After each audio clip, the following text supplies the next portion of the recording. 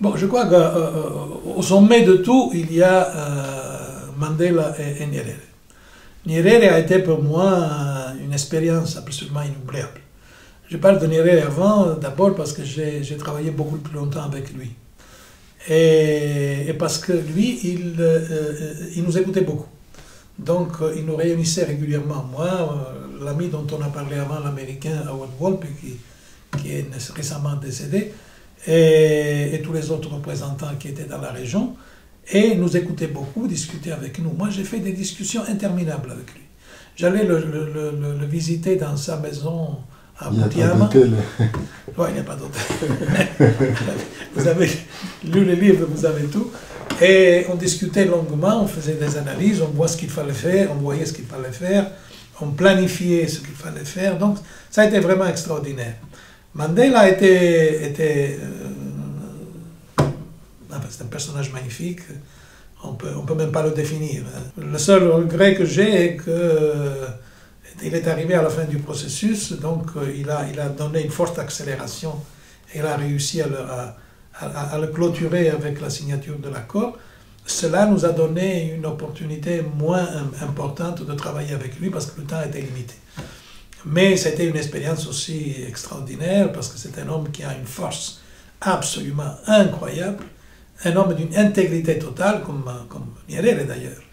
Je raconte dans le livre qu'il a même empêché à son gouvernement de lui faire la route pour arriver chez lui. Il a dit non, non, vous n'allez pas faire une route pour me faire plaisir à moi. Si vous le faites pour le pays, pour aller au Serengeti, et ça par hasard passe à côté de chez moi, je ne peux pas m'opposer, mais si vous le faites pour moi seulement, je ne le veux pas. Donc c'est incroyable. Enfin, c'est vraiment quelque chose qu'en Afrique, même pas chez nous, je dois dire.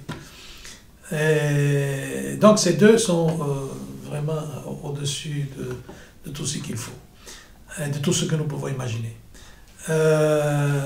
Les autres chefs, il y a des aspects positifs et des aspects négatifs, mais en général, au-delà de ceux que j'ai connus personnellement, j'en ai connu beaucoup, seulement seuls les gens que vous avez nommés, il y a un problème majeur avec les chefs d'État africains et qu'ils n'ont pas encore internalisé un principe de base de la démocratie qui est le changement.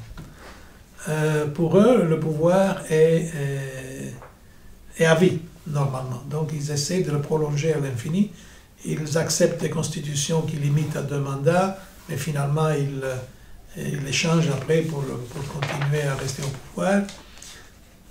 On a l'impression qu'il s'agit de gens qui sont à cheval du tigre et qui n'ont pas envie de descendre parce qu'ils ont peur que le tigre les bouffe.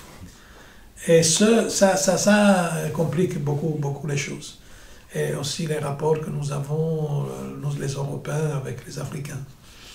Mais cela dit, les gens avec lesquels j'ai travaillé, comme Museveni, comme Kagame. Kagame, c'est un personnage assez spécial, assez extraordinaire. Moi, je trouve que le Rwanda est un pays qui, du point de vue de la démocratie, comme nous le considérons, on peut faire toutes les critiques qu'on veut, parce que ce n'est pas le parti démocratique à l'occidental, mais c'est en même temps un pays dans lequel on a subi cette horreur du génocide et que ces choses laissent des traces profondes et qu'il faudra beaucoup de temps pour qu'elles soient absorbées. Donc c'est ce que j'appelle une sorte de démocratie protégée ou protectorat démocratique. Mais du point de vue de la gestion du pays, c'est un pays très bien géré, c'est un pays où il y a un niveau de corruption extrêmement bas, qui est incomparable par rapport aux autres pays africains, et il y a un respect du genre qui est remarquable. On a dans le Parlement rwandais plus de femmes que dans le Parlement norvégien ou suédois. Donc vraiment, c'est un pays qui représente sous beaucoup d'aspects un exemple.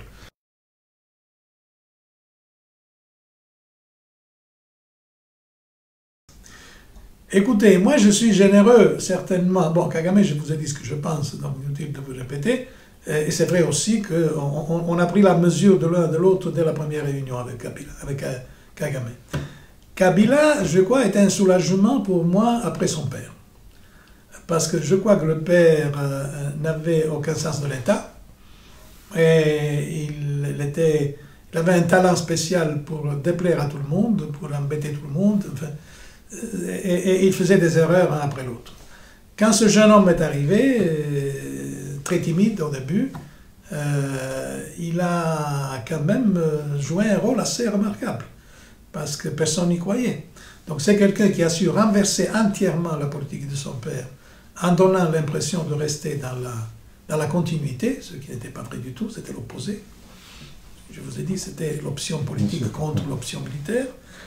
Il a réussi à sortir les Rwandais et les Ougandais de son pays sans tirer un seul coup.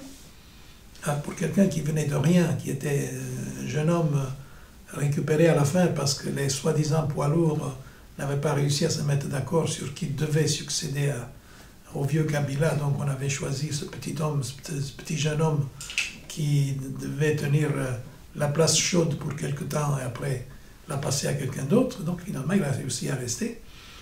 Donc cela dit, il n'est pas de la taille ni de Mandela, ni de Nyerere, ni même pas d'autres, je dois dire. Mais dans la relativité des choses, moi j'ai eu l'impression que finalement il avait joué un rôle assez important. Et il nous a écouté beaucoup. Il nous a écouté beaucoup jusqu'au premier tour des élections. Après, quand il a réalisé qu'il n'était pas passé au premier tour, et je ne sais pas pourquoi il croyait que c'était tellement important de passer au premier tour, ça c'était aussi un réflexe de culture africaine. Donc on doit démontrer pas d'être vraiment démocratique, mais d'être puissant, enfin, d'avoir la force.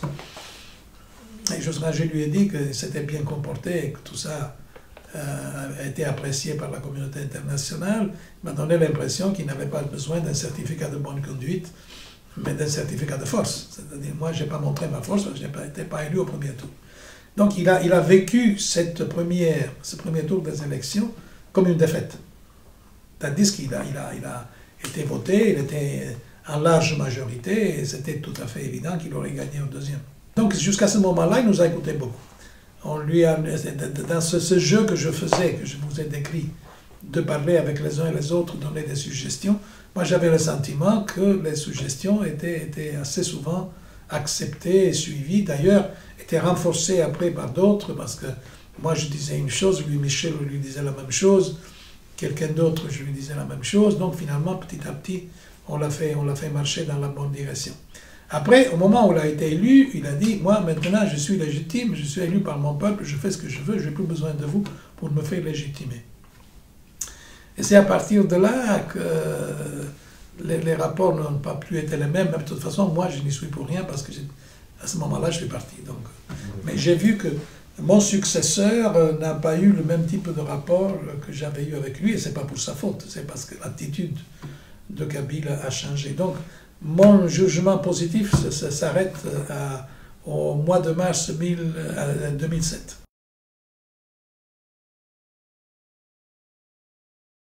D'accord. Alors, il y a un passage très intéressant sur Mugabe, et moi j'ai presque envie de dire, quand j'ai vu ce passage, c'est finalement la fausse solidarité entre les Africains, parce que, comme vous dites très bien, Mugabe est en train de détruire son pays, de condamner son peuple à l'errance et à l'exil, et les Africains veulent absolument le soutenir. Donc finalement, c'est une solidarité criminelle qui s'exerce entre des bandits, finalement.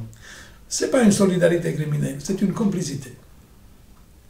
Moi, je trouve qu'il y a une sorte de règle non écrite qui est une très mauvaise règle, que les pères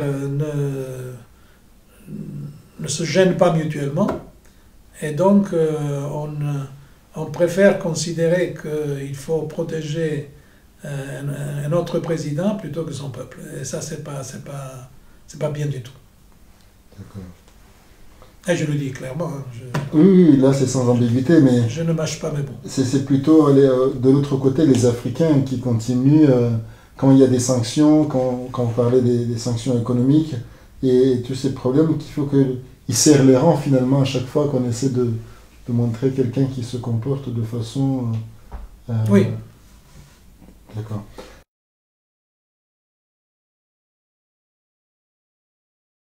Mes militaires avaient ce problème-là et ils ont dit il faut qu'on soit assez proche mais pas trop, mais pas avec une frontière commune. Ça, c'était un point qui avait été soulevé. Moi, je ne peux pas vous dire exactement. Même si je peux imaginer que c'était pour rassurer aussi les Congolais, mais parce qu'un pays qui avait des frontières communes pouvait avoir des intérêts au Congo aussi, et donc exploiter la présence de la force de l'Union européenne pour ses propres intérêts. Donc on a préféré la mettre un peu plus loin, mais pas trop loin, en fait, dans un pays qui pouvait nous permettre de les récupérer assez rapidement. Et en plus, le Gabon avait toutes les infrastructures nécessaires pour que ça se fasse dans les meilleures conditions.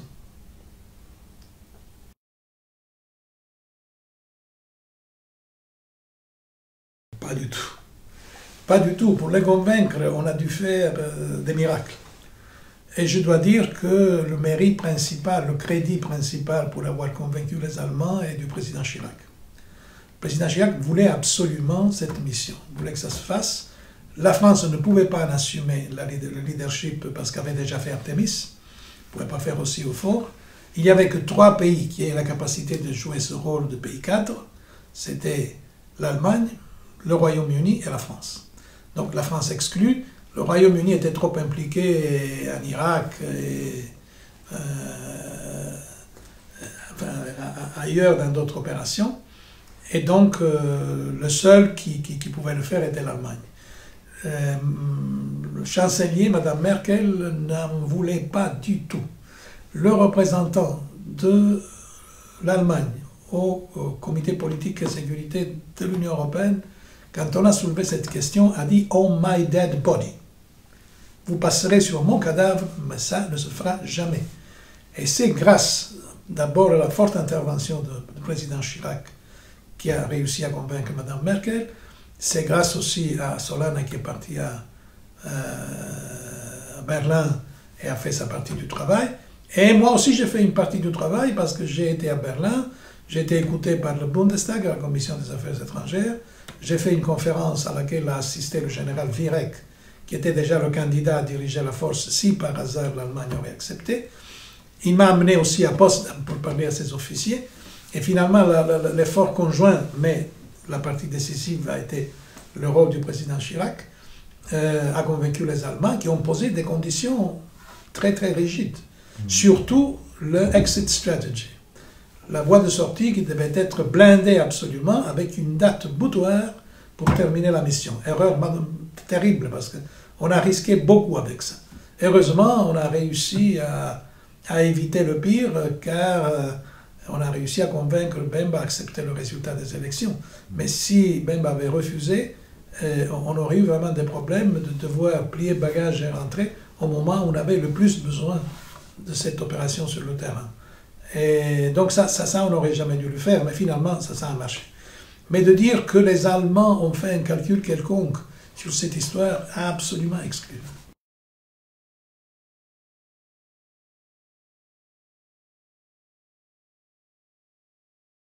Vous savez, c'est toujours la même chose. Ça, c'est vous qui le dites, ça me fait plaisir que vous ayez ce sentiment.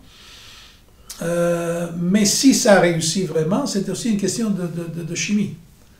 Quand on arrive à communiquer avec les autres et à donner le sentiment d'un dialogue constructif et réel, je crois qu'on peut réussir.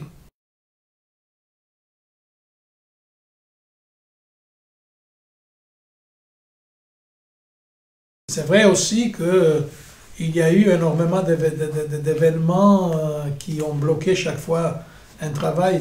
On était presque arrivé à faire des élections quand il y avait encore Mobutu président et Kengo Premier ministre.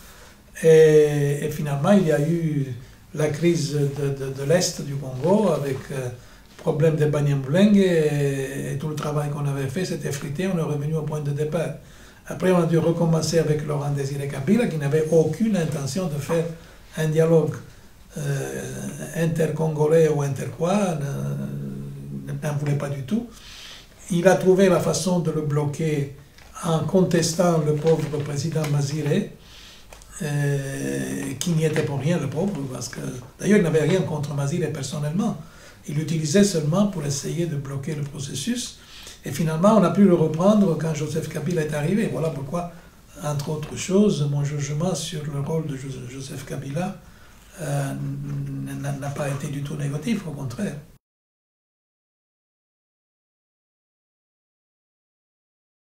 Non, mais ça a été même pire que de la rhétorique. Ça a été un prétexte utilisé pour qu'on puisse se débarrasser des crises africaines.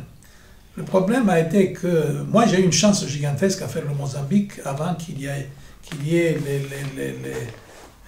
les grandes tragédies, donc le Rwanda, l'Angola et la Somalie. Et à partir de ce moment, de gérer une crise africaine devenait beaucoup plus difficile. Parce que la crédibilité des Nations Unies, et surtout des troupes des Nations Unies, était tombée à des niveaux très bas. Et moi j'étais là, j'étais à New York, j'ai vécu toute la phase dans laquelle on a décidé que les Nations Unies n'étaient pas équipées pour gérer des crises dans lesquelles il fallait du peace enforcement plutôt que du peacekeeping, et que donc les crises africaines étaient ingérables pour les Nations Unies et qu'il fallait que les Africains s'en occupent eux-mêmes. Et alors là, évidemment, pour essayer d'adoucir la pilule, on a sorti tous les slogans les plus beaux possibles et imaginables. African Ownership, African Solution to the African Problem, un peu toutes ces belles choses-là. Mais la vérité est que, pourquoi les Nations Unies n'arrivaient pas à faire ces opérations? Parce que la communauté internationale, entre guillemets toujours, ne donnait pas les moyens nécessaires. Les missions de maintien de la paix n'étaient pas suffisamment équipées pour pouvoir faire le travail qu'il fallait faire, ni en termes d'effectifs, ni en termes d'équipement. Donc, l'idée de le donner aux Africains, si après on ne donnait pas les moyens, à quoi ça servait? Bon, évidemment, l'Union africaine avait un avantage par rapport aux Nations Unies, était moins bureaucratique, donc pouvait réagir un peu plus rapidement. Mais n'avait pas les moyens, n'avait pas l'expérience, n'avait rien du tout. Et donc on a dû absolument essayer, dès qu'on a décidé de passer les crises à l'Union africaine et aux organismes subrégionaux, il fallait automatiquement prévoir les moyens pour gérer ça. Qui finançait tout ça? On ne sait pas. On a dû trouver... S'il n'y avait pas l'Union européenne qui est arrivée avec African Peace Facility, en prenant de l'argent, là aussi on a critiqué, on a dit mais c'était déjà l'argent des Africains parce que c'est l'argent du FED. Oui, mais c'était de l'argent qui n'était pas utilisé. Donc ça vaut mieux de l'utiliser comme ça que de le laisser rester là où il était, le récupérer par ceux qui devaient le donner. Donc c'était un peu un piège. Petit à petit, ce piège est devenu un peu moins piège parce qu'on a commencé à y travailler. L'Union africaine a fait quelques progrès, les structures se sont évoluées.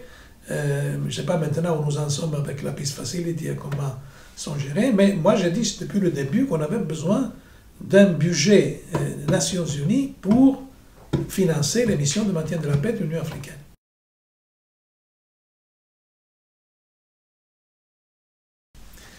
Oui, dans l'armée, vous voyez ce qui se passait. La Banque centrale sortait l'argent pour payer les salaires de tous les militaires réels et fictifs. Et il y avait au moins 200 000 qui n'existaient pas. Finalement, cet argent était envoyé au chef d'état-major général, enveloppe. Le chef d'état-major général faisait ce qu'il voulait, il passait l'enveloppe au chef d'état-major de la force de l'armée de l'air, de l'armée de terre et de l'armée navale. Là. Chacun prenait sa partie. Et cette enveloppe passait de l'un à l'autre. Quand elle arrivait aux soldats, il n'y avait plus d'argent. C'était terminé.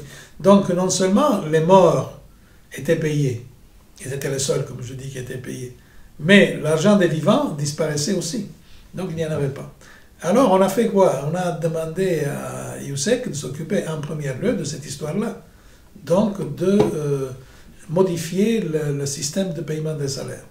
Ils ont immédiatement travaillé sur ça, ils ont travaillé un plan qui était très bien, qui a été adopté, mais maintenant il fallait le mettre en place.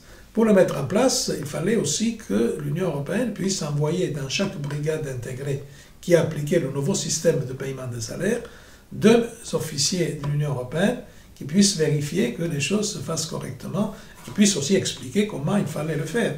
Et la chaîne administrative était complètement détachée de la chaîne de commandement. Et donc d'abord, il y a eu des résistances énormes de la part des militaires. Vous pouvez l'imaginer, ceux qui profitaient de l'ancien système ne voulaient pas le changer. Et de l'autre côté, l'Union européenne n'a pas vraiment donné assez de militaires. On avait même demandé des gens à la retraite, ça aurait été très bien, des gens qui avaient travaillé dans l'administration des armées européennes pouvaient jouer ce rôle, pas du tout. Et donc on a eu beaucoup moins de monde qu'on aurait dû avoir. Et même avec les Nations Unies, on a eu des problèmes, parce que pour pouvoir détacher ces gens, il fallait d'abord avoir des moyens de transport que seules les Nations Unies pouvaient avoir. Et d'autre côté, on avait besoin aussi de mesures de sécurité, qu'aussi les Nations Unies auraient dû donner.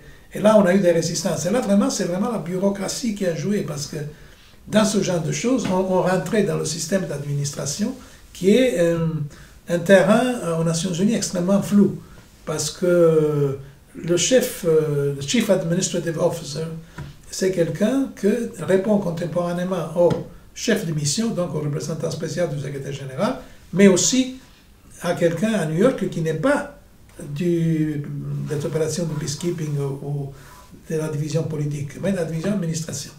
Et donc finit pour avoir des ordres contradictoires. Et l'ordre principal est de ne pas dépenser de l'argent, de rester dans les limites strictes. Enfin, moi, quand j'étais au Mozambique, je n'aurais jamais toléré que mon chef d'administration se permette de discuter mes instructions. Et ça ne s'est passé jamais, peut-être parce qu'à l'époque, la situation était différente.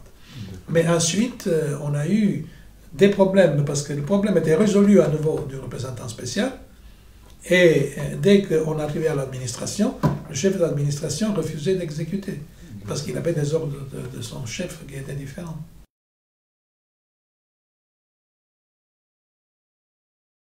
La Banque mondiale a été choisie, je ne sais pas pour qui, probablement parce qu'elle avait déjà beaucoup d'argent qui avait été donné par les donateurs pour cet objectif, considérant que la Banque mondiale était plus efficace que d'autres organisations internationales.